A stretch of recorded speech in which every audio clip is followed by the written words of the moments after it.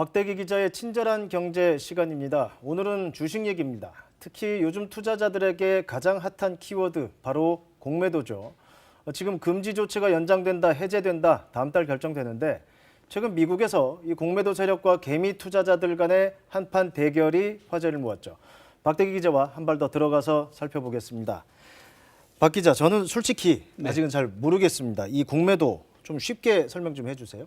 네, 보통 주식 투자는 주가가 올라야 이득을 봅니다. 네. 하지만 공매도는 정반대로 주가가 내려야 이득을 보는 구조로 거래를 하는 방식인데요. 네, 예를 들어서 이제 박대기닷컴이라는 주가 2만 원짜리 회사가 있다고 네, 칩시다. 박대기닷컴이요. 네, 이 회사 주식 한 주를 공매도하는 사람은 주식을 가진 사람에게 한 주를 빌려서 2만 원에 팔아버립니다. 그리고 빌린 주식은 갚을 때는 나중에 주가가 1만 원으로 떨어진 다음에 1만 원만 내고 주식을 사서 갚습니다. 그러면 1만 원의 차익이 발생하는 거죠.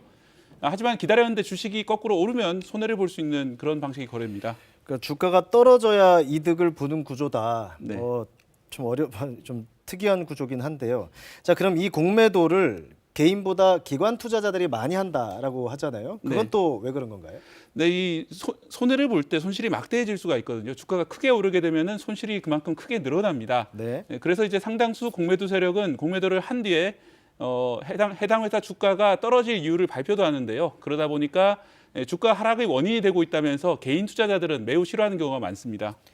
자, 그럼 박 기자 설명으로 이 공매도가 개인과 기관의 대립점이 될 수 있다. 뭐 이해는 했어요. 이제 미국 얘기를 좀 해볼게요. 그러니까 개미가 기관을 골탕 먹인 다윗의 승리다. 이렇게 설명을 하고 있잖아요. 네. 네, 그렇습니다. 이 공매도 세력은 주가가 내리면 주식을 사서 원래 주주에게 돌려주고 차익을 번다 이렇게 말씀드렸는데요. 네. 이 반대로 주가가 계속 폭등하면은 나중에 주식을 사서 갚아야 하는 공매도 세력에게는 예상 손실이 점점 더 갈수록 커집니다. 그러다 어느 선까지 손실이 늘어나면은 추가적인 손실을 막기 위해서 이 비싼 값이라도 주식을 사야 하는 순간이 오는데요. 네. 이걸 전문 용어로 숏 스퀴즈라고 부릅니다. 네네. 이번 사태에 바로 이 수법이 사용됐습니다. 즉 공매도 세력이 떨어질 것으로 예상하고 있는 주식을 개미 투자자들이 계속해서 사들여서 높은 가격을 유지하게 만들었던 건데요. 결국 공매도 거래를 하던 거대 자본들은 게임스톱이라는 주식에서만 15조 원의 손실을 봤다는 뉴스가 나오고 있는 상황입니다.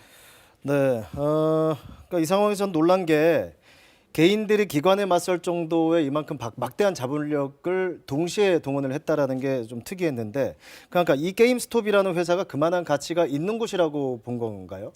그게 좀 애매합니다. 이 게임스톱이라는 곳은 미국의 비디오 게임 판매점인데요. 네. 많은 꼬마들이 추억이 있는 동네의 작은 체인점이다 이렇게 보시면 되겠습니다. 네네. 하지만 최근 온라인 업체에 밀려서 지난달 초에는 주가가 17달러에 불과했습니다. 그런데 이 개미 투자자들이 주가가 오를 것 같다면서 사들여서 21일쯤에는 43달러를 넘어서 돌파를 했습니다. 그러자 공매도 세력이 이 주가가 너무 올랐다, 떨어질 거라면서 공매도를 했는데 네. 여기서 개미들은 주가를 더 올리면은 이길 수 있다면서 주식을 더 사들였고 네. 결국은 지금은 225달러까지 올랐습니다. 한 달 만에 무려 13배가 넘게 올랐는데 이 공매도를 한 세력은 오른 값에 주식을 사야만 해서 15조 원 손실이 나게 된 겁니다. 네. 그야말로 개미의 압승이다 뭐 이렇게 표현이 되는 것 같은데, 물론 이걸로 끝난 건 아니겠죠. 그런데 네. 이제 앞서 설명을 들으면서 그래프를 보니까 뭔가 잠깐 내려가는 구간이 있어요. 이때는 개미의 승세라고 할까요? 이게 약간 주춤했던 구간으로 보는 건가요? 네, 그 구간에서 사실 개미들이 한 번 더 분노를 한 사건이 있었는데요. 네네. 이 미국 투자자들은 로빈훗이라는 앱으로 주식 거래를 하는 경우가 많이 있습니다. 지금 보시는 화면이 이 앱의 게임스톱 주식 거래 화면인데 매수라고 적힌 버튼이 작동을 안 하도록 어둡게 처리가 됐습니다. 네. 즉 이 앱에서 아예 개미 투자자가 게임스톱 주식을 사지 못하도록 막아버린 겁니다. 그걸 또 막을 수도 있네요, 그게. 네, 처음 보는 놀라운 일이라서 개미 투자자들은 거세게 항의를 했고요. 미국 정치권도 가세해서 이 문제로 미국에서 청문회도 열릴 전망입니다. 이 개미 투자자들은 앱과 공매도 세력 사이에 결탁이 있는 게 아닌지 의심을 하고 있습니다. 네. 사실 이번에 개미들이 똘똘 뭉친 이유 중 하나가 월스트리트 자본에 대한 불신 때문이 큽니다.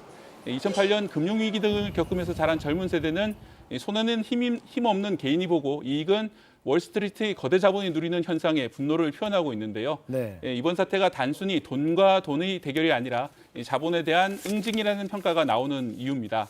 물론 이렇게 개미 투자자들이 뭉치는 행위도 어떻게 보면 이른바 작전에 해당한다 이런 비판도 나오고 있습니다.